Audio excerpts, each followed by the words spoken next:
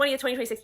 And this is just in social sentiment, not price action, even though XRP has held on to the EMA 200 weekly incredibly well. Bitcoin and Ethereum have been slumping. Bitcoin also logs the worst first 50-day start to a year on record.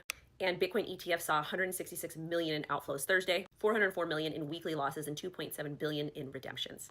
IBIT led losses Thursday with 368 million in outflows.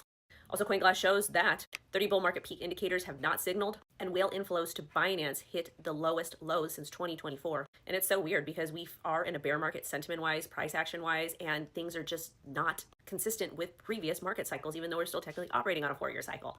So yesterday was a White House meeting, and the banks and crypto folks discussed, well, not exactly the banks, but people that represent them or entities that did, because the banks pay people to do that because they don't want their name to get out. So they go through associations because they think we're dumb. But basically, yield on idle stablecoin deposits is completely off of the table. And they want you to be able to earn yield on active moving stablecoins or activities, which again defeats the whole entire purpose of yield on stablecoins. But they want to do a 2-year study to see how this will impact deposits. And allegedly, they're not concerned about deposits fleeting, but competition. And they should be worried about both, unless this thing gets completely destroyed, which is looking likely, and retail gets screwed. Because remember, when you put law out, it is incredibly hard to change it in the future. Both representatives from Ripple and Coinbase say that the conversation was constructed and they will continue to move forward. And it's still looking likely that we are going to get a big update or close with the crypto market structure by the end of the month, maybe April. However, Mr. John Deaton, XRP Army attorney, and he's also running in Massachusetts, go help him, support him, said that banks have been the enemy of regular people for as long as I've been alive, and I agree. Caitlin Long from Custodia Bank also came out and said the reason why this is happening is because of Trump's family businesses, and I tend to agree because they're crypto related. And of course, the Supreme Court of the United States officially ruled that President Trump's tariffs are illegal, and there's over $150 billion